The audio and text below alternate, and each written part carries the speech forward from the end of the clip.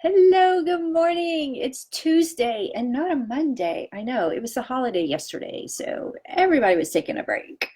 Um, I'm feeling kind of sluggish today, and I have no idea what we're going to talk about because I couldn't think of anything.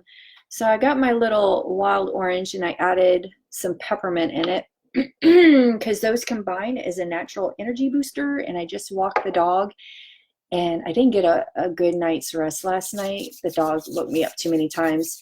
He just likes to hang out and party in the middle of the night. He doesn't know any better. So I'm going to go ahead and inhale this, and hopefully by the end of this, I'll be like, woo, let's get started on my day. Even though I've already done some errands, I'm just kind of like, I'm kind of tired. So, oh, fun a way to get this into my system. That was one of them, but I like to do this too. It's internally. Okay, I'll do that again. It tastes so good.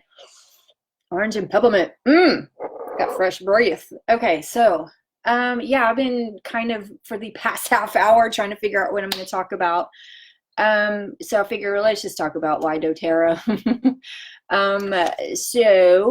Yeah, just talking to my husband over the weekends. He does home health on the side. He's a physical therapist assistant. He basically did a career change 3 years ago, 4 years ago. He just stopped working in television because it wasn't really family friendly scheduling. So, and he was always interested in physical therapy because he had to get some himself for his lower back, and that kind of, piqued his interest, so to speak. And that was back in 2006-07 when we first moved out here to California. And so finally, everything lined up, and we're like, yeah, go for it, do it. Because I was still working, we could get on my medical insurance through work, so we went for it. Of course, we took out student loans and personal loans and added up some credit card debt. But that comes with the territory. I'm not complaining about that. But the thing he keeps, so now he's doing like home health on the side for extra money since I got laid off. And it's heartbreaking. Some of the stories he's told me. He's got patients that are anywhere between 50 and 80 years old. He goes to their homes. They're bedridden. The family, daughters, sons are, trying to help out their mothers and fathers.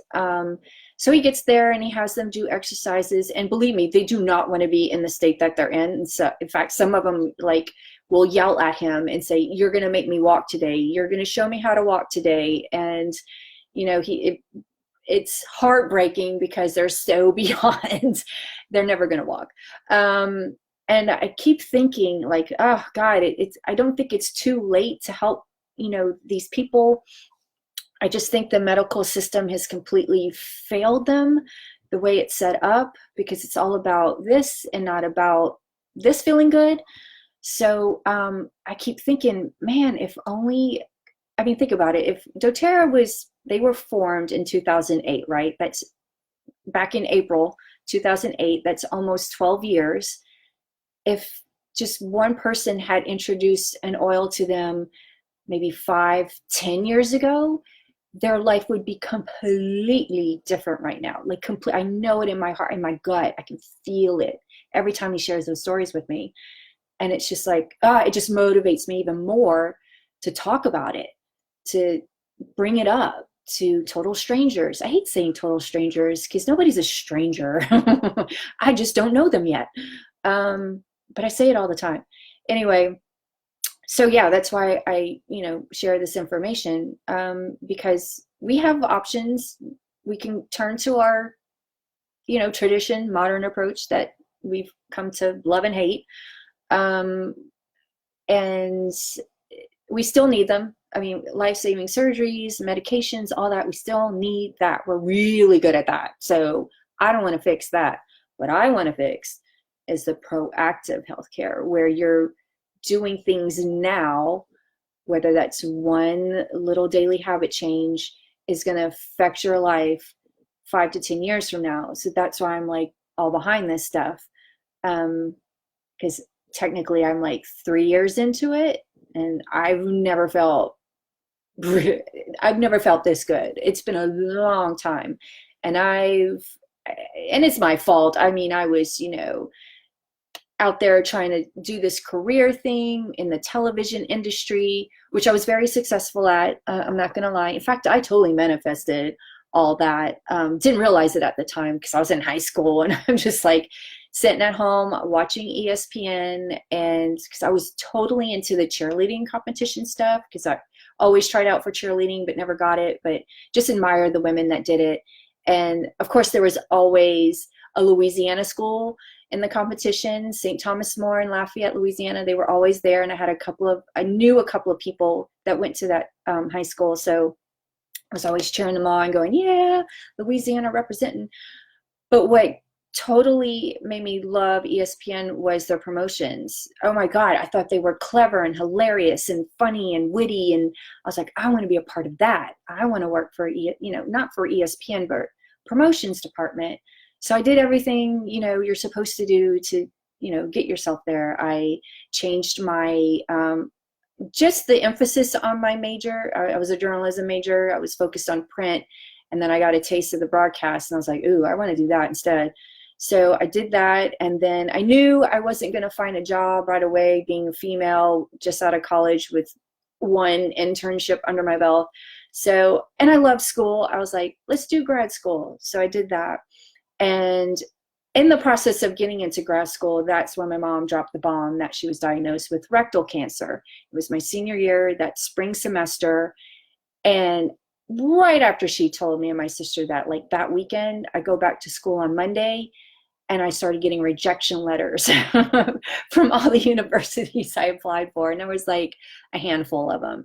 And I was just like devastated. I didn't think this was going to work. So luckily, UNO, University of New Orleans, said yes and brought me on board. But oh, it was such a different experience than undergrad. I kind of feel like my college experience was the same experience most people have in high school, where they peak and do well and they're having the best time of their lives. And then they go to college and they're like, oh shit, real world, I don't think I could do this adulting. That was like the complete opposite for me. I didn't really care for high school. I was just so ready to get out and spread my wings and do something, get out of my house, really.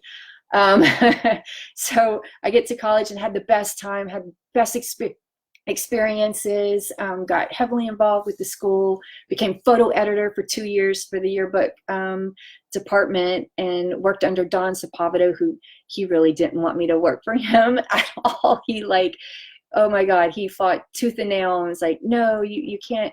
It's not that he didn't want me. He just wanted his assistant to have the same benefits that I did, because I was getting like scholarships and all this stuff. And he's like, well, if she's going to get that, you got to pay, my assistant, Eric. I'll never forget that. So, but, I did pretty well. So anyway, I kind of won him over after my first assignment. He literally, so I couldn't even use my own camera. Oh, this story is so hilarious. He wouldn't let me use my own camera, which I knew the ins and outs of it.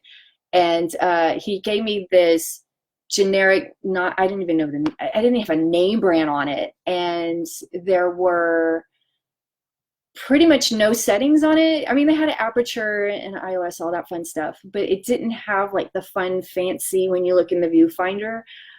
It just had 3 lights in it, like in the window off to the side. It was red, green, and red. And that was my only way to figure out, if the aperture was correct, so I would have the right lighting and everything. So I had to go out and do I had to cover the homecoming parade. Huge event, because there's all kinds of things going on. So I get out there and I shoot up, I don't know, 5-10 rolls of film. And then I wanted to process it because I knew how to do that. But Don Sapovito kind of, I don't know, I guess he wanted to check out my work while I wasn't there. So they developed everything and they put all the negatives in a sleeve. Oh my God, I'm so dating myself. And after my morning classes, I went in to go to develop my rolls of film and found out they were already done, already sleeved. And Don, I don't know where he was, but Eric was there. And he's like, hey, we got your print, your film developed. And I'm like, oh, cool. That's very nice of you. So he's like, you want to take a look at them? I'm like, yeah. So we're going through the pages, looking at on the white screen. And just by the negatives, I'm pointing out this one, this one, this one, this one, this one, this one, this one. So five, at least five that I can remember. And Eric turns to me and says, those are the same pictures that Dawn picked. And I was just like, validated. Yes. So after that, so yeah, the bomb with the cancer scare and all that stuff. So let me talk to you about that. So she was diagnosed with rectal cancer, and the only reason she knew that is because when she had a bowel movement, she saw blood, and she wasn't on her period, and she's like, oh, let's go to the doctor because that's what you do. So she did, and they went in and found so gross. They found a polyp, sorry, the size of a pinky. Now I got a teeny tiny pinky. And so I'm picturing this pinky in my mom's rectal. I mean, talk about tickling your asshole, but ew, okay? That's nuts. So, okay, first, and no family history, okay? So now me and my sister, we have to get colonoscopies because no, there's family history. So all my friends that are telling me when I talk to you about, what's going on with your life, I keep hearing, no family history, no family history. And it's just like, oh my God. So now your kids are going to have to go. So I'm just thinking like, set them up so that they have something, some proactive health care to, keep their bodies from inflaming and causing, because that's what causes diseases is inflammation. It's either the gut, the heart, or the mind. It's one of those three things because those are our three brains. And if they're not in line, forget it. That's how we get sick. So why doTERRA? Oh yeah. So 2008, they formed. Yes, all 7 members used to be part of Young Living. I think a lot of people already know that. There was a lawsuit and all that fun stuff, but it turns out Young Living knew one of them had a laptop with all the information, so they tried to play it like they didn't know, but they did, and so the judge threw it out. So, nice try. But that kind of stuff happens. I mean, it's the Coke and Pepsi of essential oils is the way I see it, so they can battle all they want. But the reason they left Young Living was because not only, do these oils work very quickly aromatically and are effective that way, but there are some huge things when you take them internally.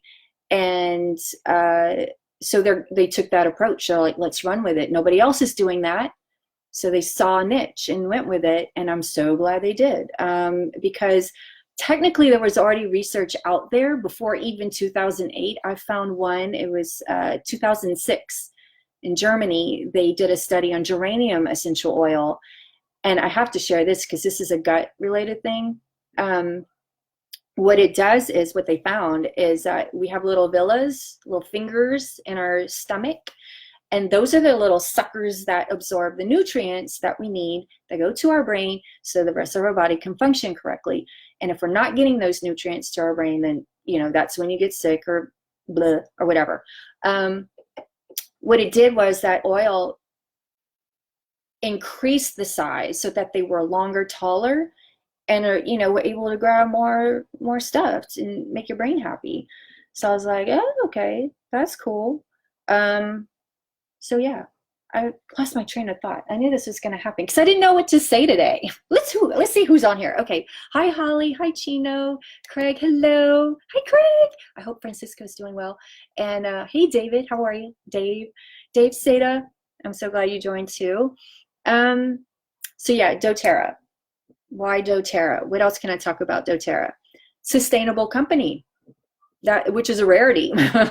Coming from a lot of companies I've come from, because they all get bought from bigger entities, and some are great marriages and some are not.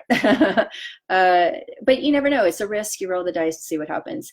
They don't owe shareholders, investors any money, because that doesn't exist for this company.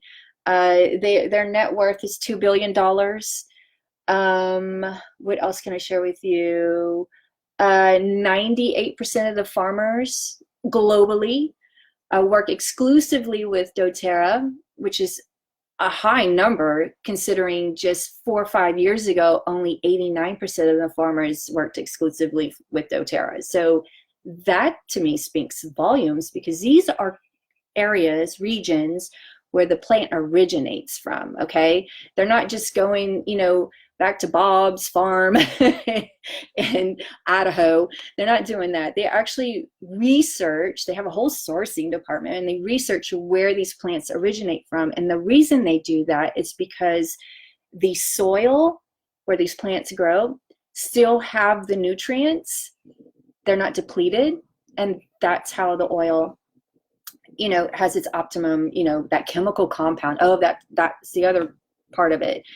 These plants, thank you, Jesus, and God, I mean, not Jesus, but God, for putting these on the planet for us. Not only give us air, but they're giving us essential oils that heal our bodies. So yeah, it really matters that we take care of this planet. That's why I'm all about the climate change, because that's going to screw up all kinds of stuff. Like, if these plants go, we're so doomed. Oh my God.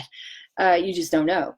Or maybe you do, and you just have too much other stuff going on in your life that you just can't pay attention. I don't know, whatever. I'm not trying to generalize everybody's business, but anyway, Mercury's in retrograde right now, so I know my communication is kind of a little wonky, so I'm trying to be cool and chill, so bear with me.